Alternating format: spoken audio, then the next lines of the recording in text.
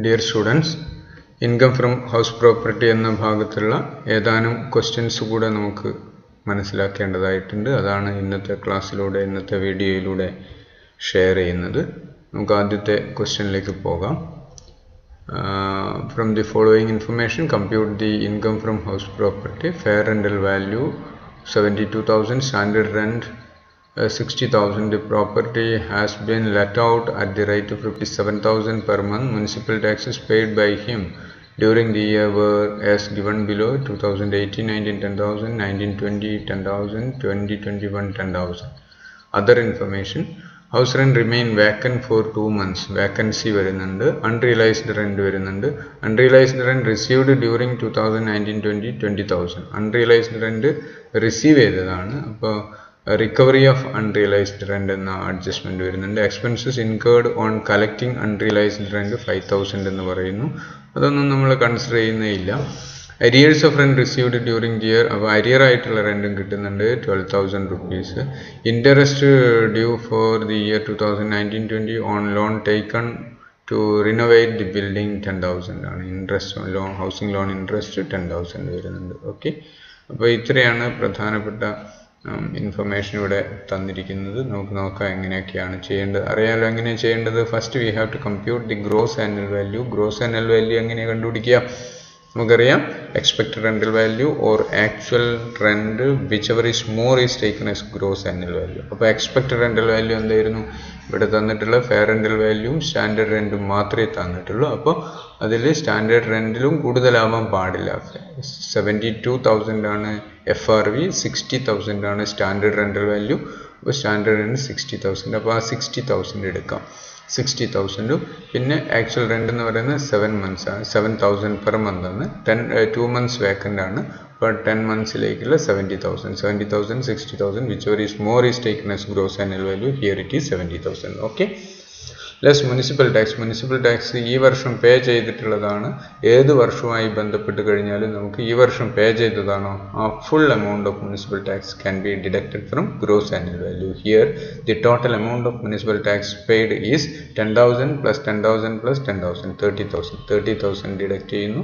V get 40,000. That is the net annual value. Okay, net annual വാല്യൂയിൽ നിന്ന് നമുക്ക് ഇവിടെ ഹൗസ് പ്രോപ്പർട്ടി എങ്ങനെയുള്ള ഹൗസ് പ്രോപ്പർട്ടിയാണ്?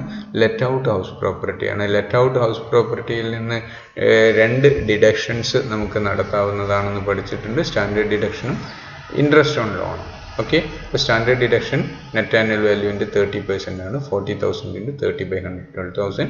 ഇൻട്രസ്റ്റ് ഓൺ ലോൺ ഇവിടെ തന്നിട്ടുണ്ട് 10,000 ആണ്. 10,000 അങ്ങനെ ലെസ് ചെയ്ത് കഴിഞ്ഞാൽ 22,000 ആണ് വരുന്നത്. 22,000 ലെസ് ചെയ്താൽ 18,000.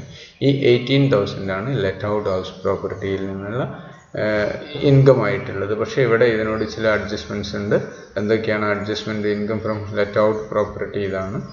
ഇതിനോടൊപ്പം തന്നെ നമ്മൾ അഡ്ജസ്റ്റ് ചെയ്യേണ്ടതാണ് 2 കാര്യങ്ങളുണ്ട് ഇവിടെ: അൺറിയലൈസ്ഡ് റെൻറ്റും അരിയേഴ്സ് ഓഫ് റെൻറ്റും. അൺറിയലൈസ്ഡ് റെൻറ്റ് റിസീവ് ചെയ്യുന്ന വർഷം ഇൻകം ഫ്രം ഹൗസ് പ്രോപ്പർട്ടി ഇൻകമായി കാണിക്കണം എന്നാണ് നമ്മൾ പഠിച്ചിട്ടുള്ളത്. അപ്പോൾ ഇതാ income from let out property 18,000 ഇപ്പോൾ കിട്ടിയ വാല്യൂവിൻ്റെ കൂടെ ആഡ് ചെയ്യുകയാണ് അൺറിയലൈസ്ഡ് റെൻറ്റ് 20,000. പക്ഷേ ആഡ് ചെയ്യുമ്പോൾ സ്റ്റാൻഡേർഡ് ഡിഡക്ഷൻ 30,000 നമുക്ക് ഡിഡക്റ്റ് ചെയ്യാവുന്നതാണ്. 30,000 6,000 ലെസ് ചെയ്ത് 14,000. ഓക്കെ, അതുപോലെ തന്നെ അരിയേഴ്സ് ഓഫ് റെൻറ്റും കിട്ടിയ വർഷത്തെ ഹൗസ് പ്രോപ്പർട്ടിയുടെ house property income from house property എന്ന ഹെഡിൽ ഏത് വർഷമാണ് അത് കിട്ടുന്നത് അതിൽ പരിഗണിക്കണം. അപ്പോൾ 12,000 അവിടെയും 30,000 സ്റ്റാൻഡേർഡ് ഡിഡക്ഷൻ കിട്ടും. ലെസ് ചെയ്ത് 8,400 ആണ്. അപ്പോൾ income from house property 40,400. Okay, then another question: compute income from house property from the following information. Municipal value of the house 18,000, fair rental value 17,500, actual rent 2,000 per month, municipal tax 3,000. Construction of the house was completed on 1st April 2019. The house was let out for the period 1st April 2019 to 31st December 2019. It was self-occupied from 1/1/2020 onward. Fire insurance premium 1,800, land revenue 3,000, interest on loan for the period 1/4/2016 to 31st March 2019 22,500 and 1/4/2019 to 31/3/2020 7,500. Okay, but this is the question. മനസ്സിലാക്കി എന്തൊക്കെ കാര്യങ്ങളാണ് പറഞ്ഞിട്ടുള്ളത് ഒന്നും കൂടെ നമുക്ക് നോക്കാം.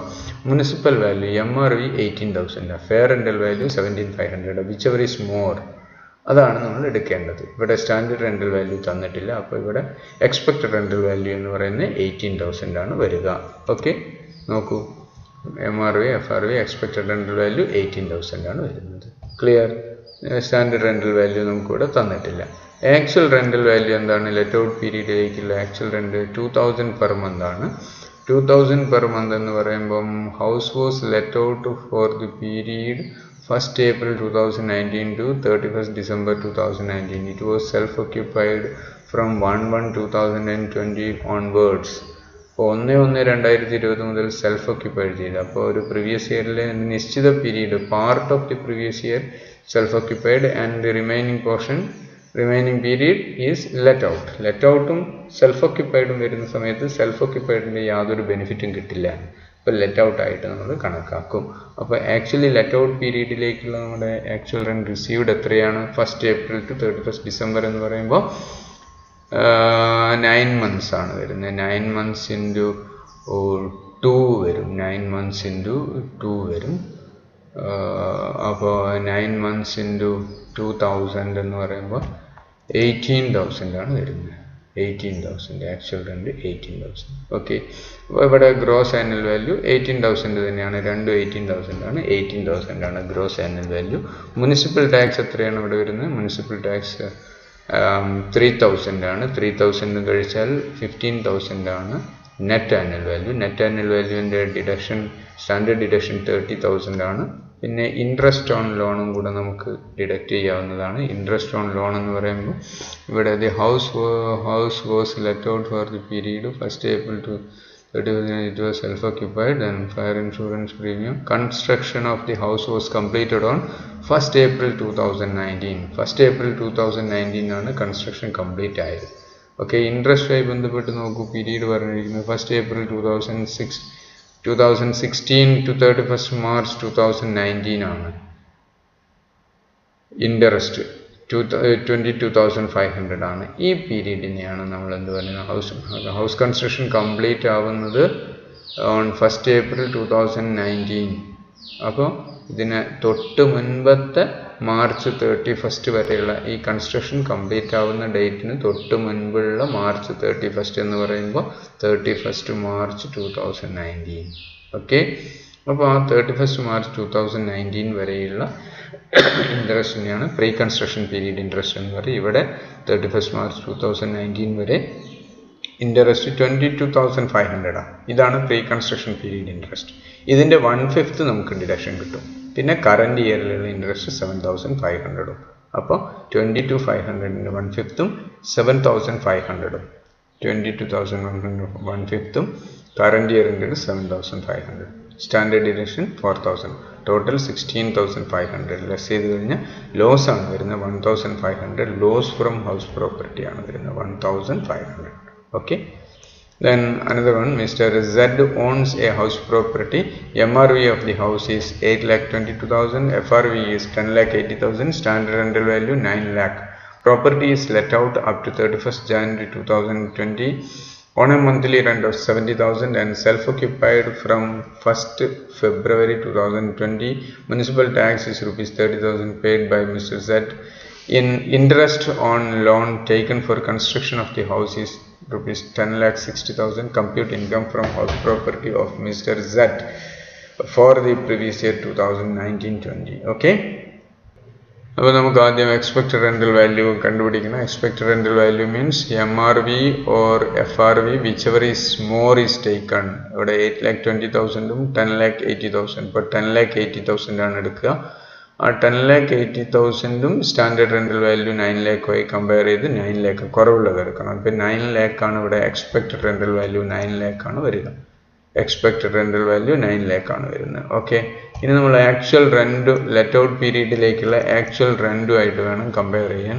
Property is let out up to 31st January 2020 ആണ്. 2020 വരെയുള്ള ലെറ്റ് ഔട്ട് പീരീഡിലേക്കുള്ള ആക്ച്വൽ റെൻ്റ് എന്ന് പറയുന്ന സമയത്ത് 2 months ഒഴികെയാണ്, അതായത് ജാനുവരി 31 വരെയാണ്. അപ്പോൾ ഫെബ്രുവരി മാർച്ചും ഇല്ല. അപ്പോൾ ബാക്കിയുള്ള 10 months പീരീഡിലാണ് ലെറ്റ് ഔട്ട് ചെയ്യുന്നത്. അപ്പോൾ 70,000 into 10 7 lakh ആണ് ആക്ച്വൽ റെന്റ് കിട്ടിയിരിക്കുന്നത്. 7 lakh ആണ്. ഓക്കെ, അപ്പോൾ ഇതിൽ കൂടുതലുള്ള 9 lakh ആണ്. 9 lakh ആണ് നമ്മൾ എടുക്കുന്നത്. 9 lakh ആണ് ഗ്രോസ് ആനുവൽ വാല്യൂ വരുന്നത്. Okay, 9 lakh. Municipal tax paid എത്രയാണ് ഇവിടെ പറഞ്ഞിരിക്കുന്നത് നോക്കൂ. മുനിസിപ്പൽ ടാക്സ് പെയ്ഡ് 30,000 ആണ്. 30,000 ലെസ് ചെയ്ത് കഴിഞ്ഞാൽ 8,70,000. ഓക്കെ, 8,70,000 നിന്ന് നമുക്ക് 2 ഡിഡക്ഷൻ ആണ് അനുവദിക്കുന്നത്. ഒന്ന് സ്റ്റാൻഡേർഡ് ഡിഡക്ഷൻ ആണ് 30%, 2,61,000. പിന്നെ ഇൻട്രസ്റ്റ് ഓൺ ലോൺ ആണ്. Interest on loan taken for construction of house is 10,60,000. 10,60,000. 13,21,000 less ചെയ്താൽ ലോസ് ആണ്. Loss from house property 4,51,000. Then another question, Mr. X is the owner of a house. It has been let out for rent of rupees 90,000 per annum. The municipal tax is fixed as rupees 10,000, which according to the agreement it is to be paid by the tenant. The owner spent the following amount for providing additional facilities to the tenant: water charges rupees 1,000, lift repair 1,000, lighting 800, gardener salary 1,200. Okay, ഈ expense ഒക്കെ ഈ ടെനൻറ്റിന് ചില facility, additional facility provide ചെയ്യാൻ വേണ്ടി owner spend ചെയ്യുന്നു. ഇതൊക്കെ നമുക്ക് actual റെൻറ്റിൽ നിന്ന് സബ്ട്രാക്ട് ചെയ്യാവുന്നതാണെന്ന് നേരത്തെ നമ്മൾ പഠിച്ചിട്ടുണ്ടായിരുന്നു. The landlord claims the following deduction: collection charge 2,000, land revenue 10,000, repairs 30,000, legal expense for purchase of land 24,000. പക്ഷേ ഈ എക്സ്പെൻസസ് ഒന്നും തന്നെ അനുവദിക്കാറില്ല. നമ്മൾ പഠിച്ചിട്ടുണ്ട്, ഇങ്ങനെയുള്ള എല്ലാ എക്സ്പെൻസും മീറ്റ് ചെയ്യുക എന്നുള്ള ഉദ്ദേശത്തോടു കൂടിയാണ് നെറ്റ് ആനുവൽ വാല്യൂവിൽ നിന്ന് 30% സ്റ്റാൻഡേർഡ് ഡിഡക്ഷൻ അനുവദിക്കുന്നത്. ഓക്കെ, അപ്പോൾ നമുക്ക് ആ പ്രോബ്ലം എങ്ങനെ ചെയ്തിരിക്കുന്നത് നോക്കാം.